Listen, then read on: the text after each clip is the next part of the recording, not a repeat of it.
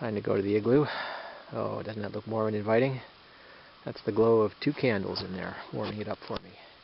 They've been burning for a couple of hours, so it should be fairly warm in there now. Let's take a look. Oh, yeah. Oh, yeah. That's lovely. That's lovely. Much warmer in here. Okay. Time to get ready to bed and maybe talk a little bit about clothing and bedding again. So, I'm in the igloo, ready to go to sleep. I thought I'd talk a little bit about bedding and sleeping arrangements. I like to sleep in my base layer. Now, you can sleep in your clothes, and a lot of people do this if their clothes are slightly damp, just very slightly damp from perspiration. They'll dry off in the night. Your bag will vent it off as long as you don't have some covering or some tarp or something over you. Your bag will vent it off. But I like to sleep not naked, but as close to naked as I can stand. I find that warms up the bag better. My own body heat warms it up. There aren't all these insulating layers between me and the bag, and so that allows me to warm up the whole sleeping bag. If I do get cold in the middle of the night, I can always put on more clothes, but typically I find that taking some of this clothes that I brought along and putting it under me makes all the difference, because it's seldom the case that my feet are cold or my arms are cold or anything like that. Usually what happens is I feel a cold spot beneath me, and I'm lying on my side and I feel a cold hip or a cold shoulder, and I find that if I put a garment there in that spot beneath me in the sleeping bag, I'm fine. The most important thing when you're trying to sleep, though, is a hat. Wear a hat. Wear a toque. It makes a huge difference. You wake up looking stupid, you've got hat head and possibly greasy hair, but it doesn't matter. You'll sleep much better. That right there, that yellow bottle, that's a pee bottle. This is a practice that my wife and I use on any camping trip, not just winter camping, but when I'm winter camping especially, I don't feel like running outside to pee. So it's very, very simple. You just unzip your bag, you get up on your knees a little bit, you open the Nalgene, you put it in, and you pee. Ladies, it works for you too. Trust me, my wife does it. The opening is big enough, you just cup it over the area and let go, and it works. And then when you're done, screw on the cap. That's nice about Nalgene, they never spill, they never leak. And then just set it aside. It's important to pee when you have to pee when you're winter camping. You will be cold if you have to go and you don't go. If you keep it in, your body has to expend calories to keep that urine warm, to keep it to body temperature. So you want it out of you, because it's just a waste of mass that has to be heated. So get it out of you. And once it's out of you, once it's in the bottle, now it's not a problem. Now it's a solution. If your toes are cold, just take the bottle and throw it in your sleeping bag and keep it down by your toes, and it'll warm you up. This is something that mountain climbers, mountaineers have been doing for ages. Supposing you have to pee a lot and you fill the bottle, it can happen. What do you do then? Well, it's simple. It's an igloo. You just open the top and you just pour it into a little corner of the igloo. I know, there's not really a corner, a round room, but you know what I mean. You pour it into a little corner, and it just makes a little pencil hole all the way down because it's warm, and it just drills right down to the ground. Problem solved. So that's how you pee when you have to. Don't hold it in. It will keep you up all night, and it will make you cold. Pee, use a pee bottle.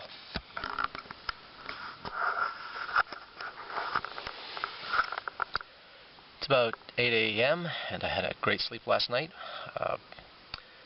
It must have been above zero in the igloo, despite being about -10 or -12 outside, because my water bottles have no ice crystals on them. So I was really toasty warm in here. My clothes that I'm going to wear today are in here in my sleeping bag with me, so they'll be warm when I put them on. I want to mention a couple of things that I forgot to mention that should come into the igloo with you at night, besides water and extra clothes and your boots and things and snacks and a hat.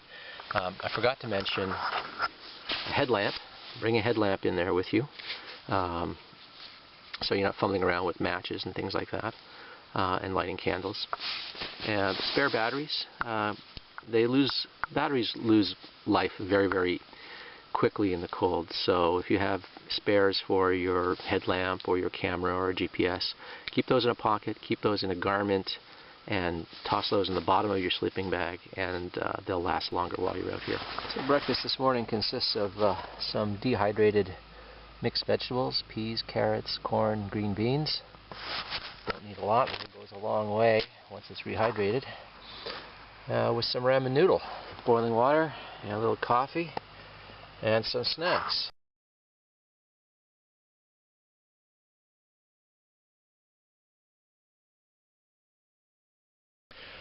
I thought I would say something about clothing that I brought on this trip. I'm wearing a pair of wool socks on my feet, and then moving up, I have on my legs a very, very thin polypropylene base layer. What you're looking for in a base layer is something either made out of wool or a synthetic like this that will breathe and wick moisture away from your skin out into your pants, and hopefully your pants are also something that will breathe, such as these wool pants. These wool pants are very, very heavy pants, and the advantage of wool pants is that even when they get wet or damp, they retain some of their insulating properties.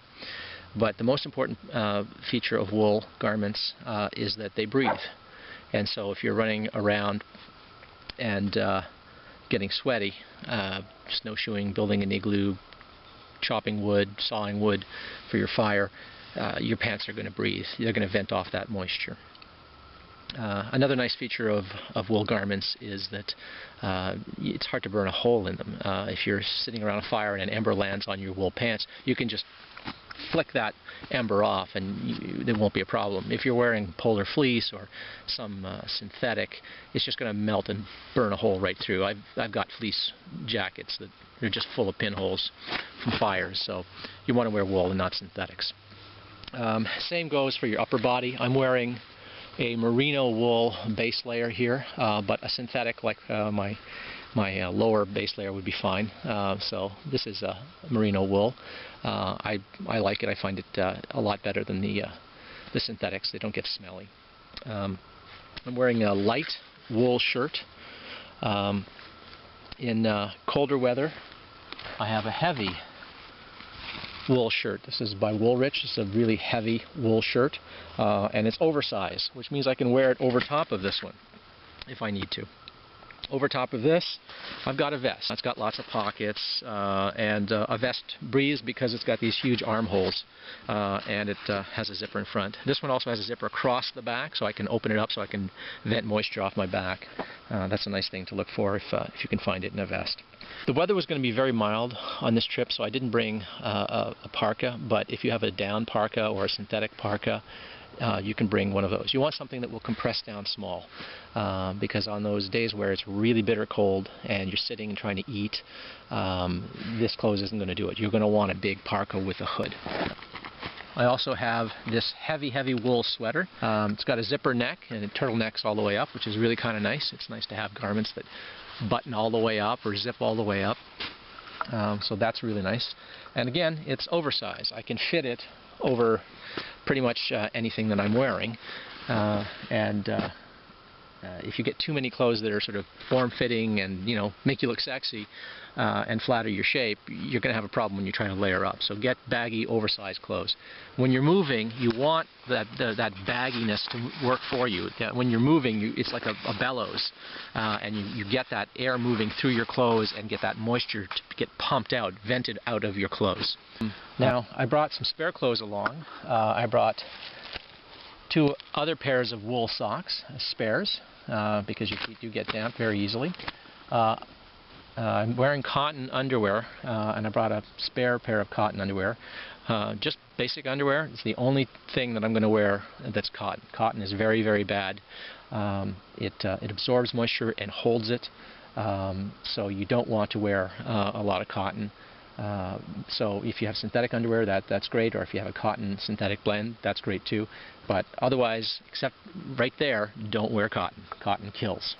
This is a much heavier base layer. This is an